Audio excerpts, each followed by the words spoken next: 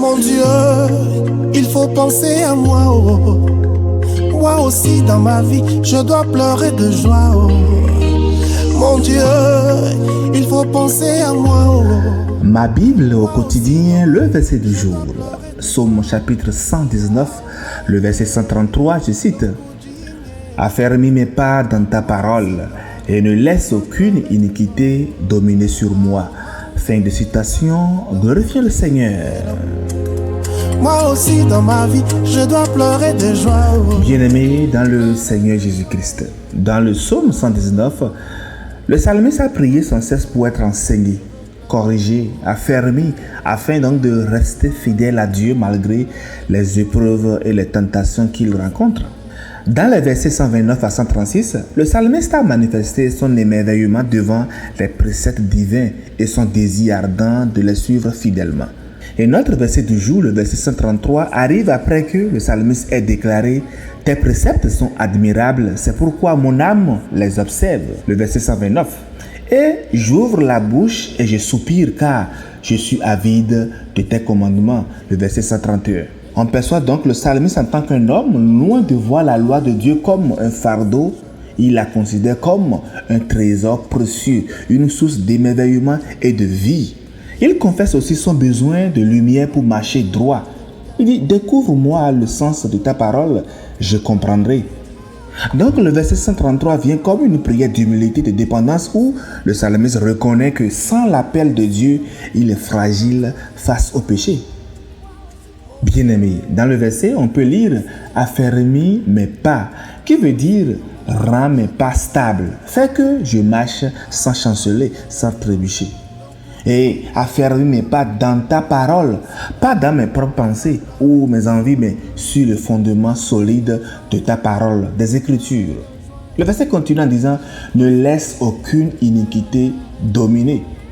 Le terme « dominer » ici en hébreu « shalat » évoque l'idée d'exercer un pouvoir, de gouverner, de prendre le contrôle. Et là, le psalmiste sait que le péché cherche à prendre le contrôle, à s'imposer comme un tyran dans sa vie. Et c'est là qu'il demande à Dieu de le protéger, de briser l'emprise du mal. Et quand on lit la version parole de vie donc du verset, on peut voir que ça dit que tes paroles rendent mes pas plus sûrs. Ici, c'est la parole elle-même qui agit comme un guide, une protection contre les pièges. Bien-aimés dans le Seigneur, le cœur de notre verset du jour, c'est que nous avons besoin que Dieu affermisse nos marches pour que le péché ne règne pas sur nous. Notre victoire sur le péché n'est pas le fruit de notre propre détermination, mais de notre marche fidèle dans la parole, sous la direction divine. Nous sommes tous pécheurs et nous prions tous pour nous relever, pour ne pas demeurer dans le péché. Dans nos vies modernes, les tentations sont partout. Les ambitions démesurées, les distractions constantes, les désirs égoïstes. Et sans appui solide du Seigneur, nos pas deviennent hésitants. Nous dévions parfois. Et cela nous rappelle une fois notre dépendance essentielle envers l'Éternel. Le psalmiste ne dit pas dans le verset « je vais affermir mes pas moi-même » ou « je vais résister à l'iniquité ». Mais il supplie Dieu d'intervenir activement dans sa vie, qui montre vraiment que nous avons besoin de l'Éternel pour mieux nous affranchir.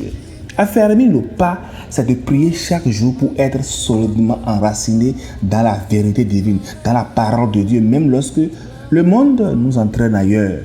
Et refuser que l'iniquité nous domine, c'est confesser que nous ne sommes pas assez forts par nous-mêmes pour résister. Nous avons besoin du secours divin.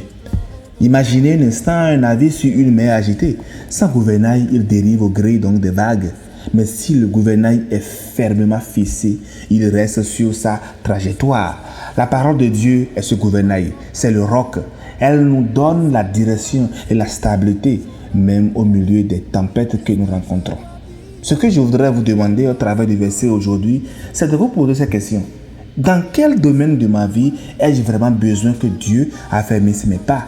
Et y a-t-il un péché, une mauvaise habitude, une pensée qui cherche toujours à dominer mon cœur? Est-ce que je m'appuie vraiment sur la parole de Dieu ou sur mes propres forces? Ces introspections devraient nous amener donc à appliquer ce message du jour dans notre vie. Chers frères et sœurs, n'oublions jamais, marcher fermement avec Dieu, c'est marcher librement. Car là où la parole règne, le péché perd son pouvoir. Aujourd'hui encore, je nous prie de nous plonger dans les Écritures, même pour quelques minutes. Laissons Dieu affermir nos pas, nous rendre plus forts, plus libres, plus remplis de sa paix. Bonne méditation et que le Seigneur vous bénisse abondamment et vous garde fermement dans sa grâce. Agréable fin de semaine à toutes et à tous. Alléluia chez vous. J'ai trop souffert, je veux pleurer de joie. Pleurer de joie, pleurer de joie. J'ai trop souffert, je veux pleurer de joie. Je suis le cheval favori de ma famille, je le sais. Je suis leur numéro gagnant, ça c'est vrai. Mais quand je sors et que je rentre sans rien dans ma main, c'est tout le monde autour de moi qui a fait. Quand je me mets à trop penser, mes larmes ne font que